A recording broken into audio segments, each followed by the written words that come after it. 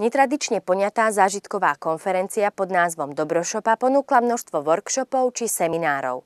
Otvorila tak priestor pre všetkých, ktorým práca s mládežou či s deťmi nie je ľahostajná. Nezisková organizácia Stopka sa postarala o to, že sa v Ružomberku zišli mladí dobrovoľníci pracujúci s deťmi a mládežou, či už v rámci krúžkov alebo iných voľnočasových aktivít. Podujatie pod názvom Dobrošopa 2011 navštívili aj odborníci a pedagógovia, ktorí sa prišli podeliť so skúsenosťami s prácou s deťmi či mládežou. Dobrošopa je v podstate taký priestor, v ktorom sa nachádza kopu dobrých vecí, rovnako ako vo vašej napríklad šope niekde doma.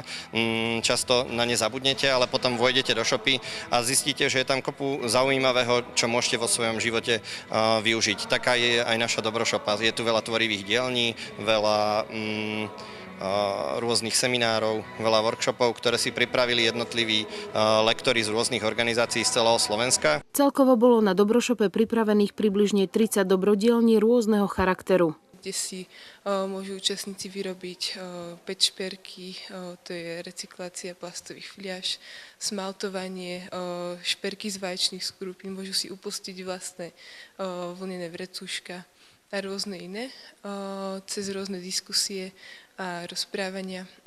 Mali sme tu napríklad diskusiu, respektíve workshop z programu ADAM. Aj vďaka spomínanému programu ADAM, grantovému programu Ministerstva školstva, ktorého cieľom je podporovať prácu s deťmi a mládežou, môžu podobné podujatia uzrieť svetlo sveta, tak sa mladí ľudia môžu oboznámiť s aktivitami, ktoré dnes už len ťažko nájdete. V našej dobrodielni si účastníci mohli vyrobiť stromček šťastia. V originále sa to pripravuje z rôznych polodrahokamov, ako je napríklad ametist a podobne.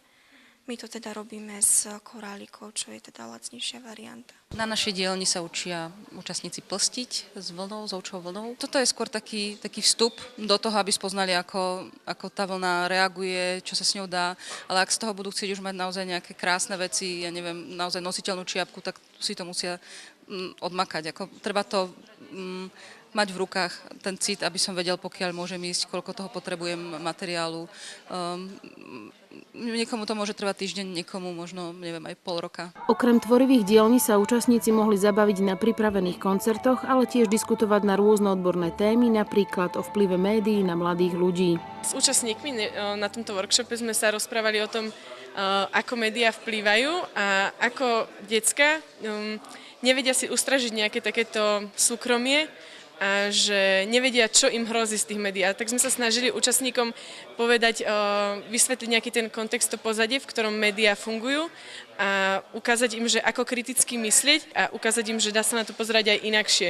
Že nie len ako konzument pasívny, ale aj ako bytosť, ktorá premýšľa a vie si vyberať, čo potrebuje. Očakávania organizátorov od podobných akcií sú jednoznačné. To, či sa aj naplnia a o prácu s mladými ľuďmi bude záujem, ukážu najbližšie roky. Táto práca je často vyčerpávajúca, ono sa to nezdá, ale vyhoretie je tu veľmi často skloňovaný pojem.